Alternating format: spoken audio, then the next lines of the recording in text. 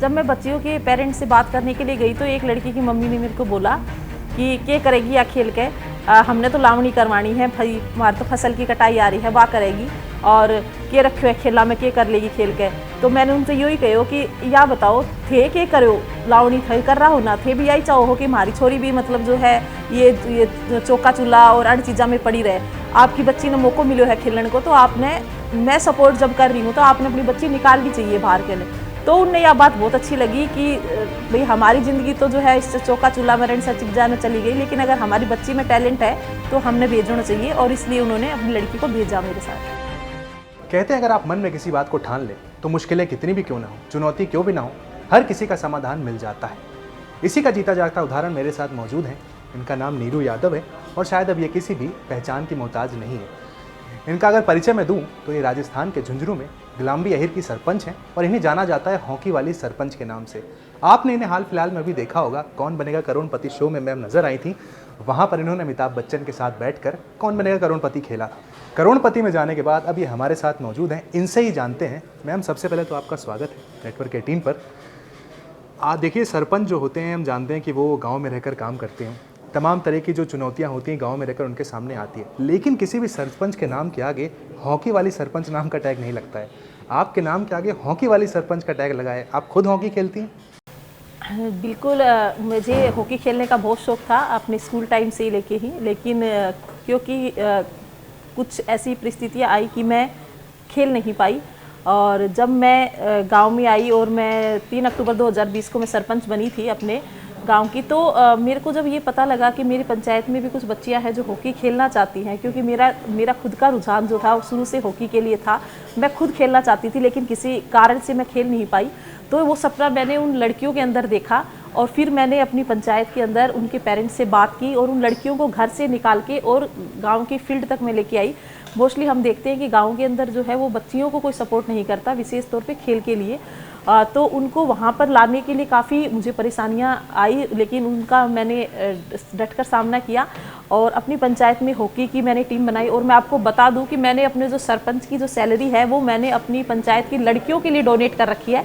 मैं सैलरी लेती नहीं हूँ और उनके लिए मैंने ग्राउंड बनाया और एक प्राइवेट कोच हमने उसके लिए रखा हुआ है। और मेरी पंचायत की वो लड़कियाँ जो हैं वो जब ग्रामीण ओलंपिक खेल हुए उसमें ब्लॉक लेवल पर विजेता रही, डिस्ट्रिक्ट लेवल तक वो बच्चियाँ भी खेली।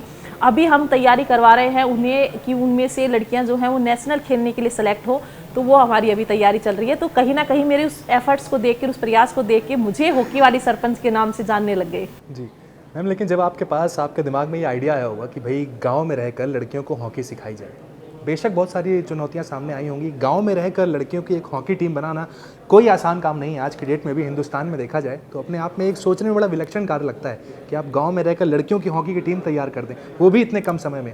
पेरेंट्स को आपने कैसे मनाया? बहुत मुश्किल था पेरेंट्स को मनाना, क्योंकि मैं आपको बता दूं कि गांव के अंदर मोस्टली क्या होता है, हम खेलते कब, या तो सुबह खेलते हैं, शाम को खेलते हैं। और गाँव में ये मानसिकता होते हैं कि लड़कियाँ जो हैं वो घर के कामों में हाथ बटाएं। मेरी जो टीम में बच्चियां हैं वो ज़्यादातर किसान परिवार की बच्चियां हैं और पेरेंट्स को ये था कि नहीं, हम खेलने के लिए भेजेंगे नहीं, क्योंकि फील्ड में मोस्टली लड़के भी रहते हैं। एक सिक्योरिटी पर का भी एक क्वेश्चन ऐसा रहता है कि कभी कोई कुछ बोल देना या फिर कोई बात हो। तो जब मैंने पेरेंट्स से बात की तो, और कुछ गाँव के पेरेंट्स एक सेकंड के लिए मान जाते हैं, लेकिन जो आसपास के गांव की जो मानसिकता है, जो कि दूसरे लोग क्या कहेंगे, अरे आप थारी छोरी तो खेलने जा रही है, तो इस टाइप की कुछ बातें थी। लेकिन मैंने जब बात करी तो थोड़ी सी परेशानी आई, उनको मनाने में थोड़ा समय लगा, लेकिन उस चीज़ के लिए मैं उन लड़कियों के पेरेंट्स को धन्यवाद देती हूँ कि उन्होंने मुझ पर विश्वास दिखाया कि सरपंच मैडम, लेकिन वो बोले कि आप इनके साथ रहोगे हमेशा। तो मैं उनके हमेशा साथ रही। उनको जब प्रैक्टिस करवाने के लिए भी मैं लेके जाती तो मैं उनके लिए समय निकालती, खुद मैं वहाँ मौजूद रहती। और ये जिम्मेदारी मैंने उनके परिवार को विश्वास दिलाया कि जब तक मैं हूँ, मैं इनका हर उस सिचुएशन में इनके साथ रहूँगी। तो उन्होंने मेरे विश्वास के ऊपर अपनी लड़कियों को घर से निकाल के और खेल मैदान तक भेजा।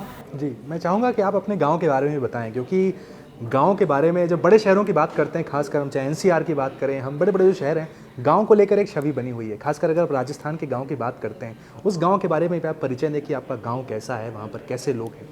देखिए, मेरे गांव का नाम लाम्बी अहीर है, जो तहसील बुहाना में पड़ता है और जिला झुंझुनू, और राजस्थान का एक छोटा सा गाँव है जो हरियाणा बॉर्डर के ऊपर है। और बहुत सीधे साधे लोग रहते हैं गाँव में। और जैसे कि कहते हैं कि जो भारत की जो आत्मा है वो गांधी जी ने कहा था वो गाँव के अंदर बसती है। और जब हमारे गांव विकसित होंगे, विकास करेंगे और सशक्त बनेंगे, तभी हमारा देश जो है वो उन्नति की राह के ऊपर जाएगा। तो बहुत अच्छा मेरा गांव है और मेरा प्रयास है कि मैं अपने गांव के लिए जितना भी कर पाऊँ मेरे सरपंच के कार्यकाल में या फिर बाद में भी जितना मैं अपने गांव के लिए कर पाऊँ शायद वो कम होगा। बिल्कुल। एक और कॉन्सेप्ट है, देखिए यहाँ तो हॉकी वाली सरपंच से हम बात जरूर कर रहे हैं, लेकिन इनके पास एक और कॉन्सेप्ट है, उसको कहते हैं बर्तन बैंक।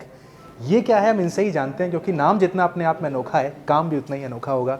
मैम, बर्तन बैंक सुनने में कुछ अटपटा ज़रूर लगता है, बर्तनों का कोई बैंक बनाया आपने? हाँ बिल्कुल। देखिए अभी आपने गांव के बारे में पूछा और गांव की बात की, तो मैं ये बता दूं कि कहते हैं गांव की हवा शुद्ध होती है, लेकिन अब गांव भी कहीं ना कहीं जो है वो उसकी हवा भी खराब होती जा रही है।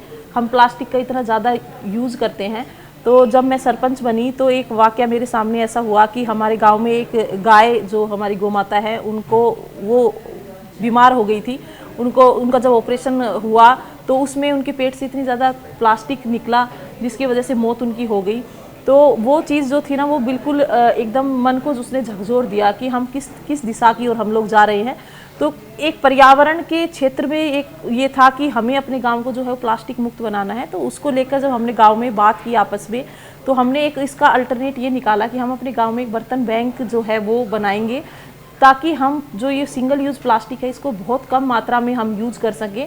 और फिर हमने अपनी पंचायत में एक बर्तन बैंक बनाया जिसमें 5 से 7 हज़ार तक के स्टील के बर्तन जिसके अंदर है। और हमारे गांव में कोई भी प्रोग्राम होता है या कोई शादी समारोह का या कोई और सामाजिक कोई फंक्शन होता है, तो उसके अंदर हम लोग कोशिश ये करते हैं कि हम सिंगल यूज़ प्लास्टिक का प्रयोग ना करें और हम स्टील के बर्तन उसमें यूज़ करते हैं।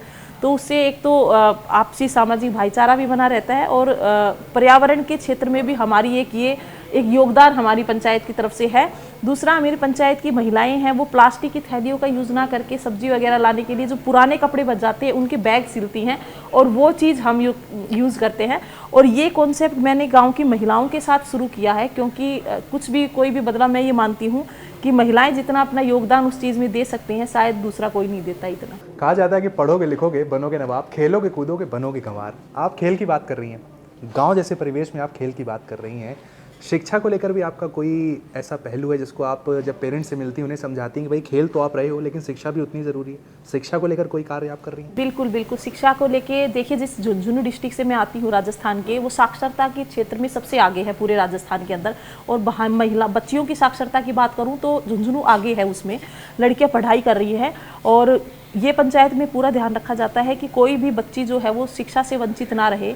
हाँ, स्कूल जाते हैं लेकिन कई कारण क्या होते हैं, जब वो स्कूल तो गांव पंचायत से जो है स्कूल वहाँ से कर लेते हैं, लेकिन जब कॉलेज जाने की जब बात आती है तो कई बच्चियाँ ड्रॉप आउट कर देती हैं। तो ये मैं विशेष ध्यान रखती हूँ कि कोई भी बच्ची जाने आने की वजह से कि उनको कॉलेज के लिए बाहर जाना पड़ रहा है या फिर उस वजह से पढ़ाई ना छोड़े, ये ड्रॉप आउट कोई बच्ची ना हो, इस बात का मैं पूरा ध्यान रखती हूँ। दूसरा, मैंने अपनी पंचायत से प्रधानमंत्री कौशल विकास योजना के अंतर्गत पंचायत की 15 बच्चियों को मैंने जयपुर से निःशुल्क ट्रेनिंग दिलवाई और वो 15 की 15 लड़कियां जो हैं वो आज जयपुर के अंदर जॉब कर रही हैं।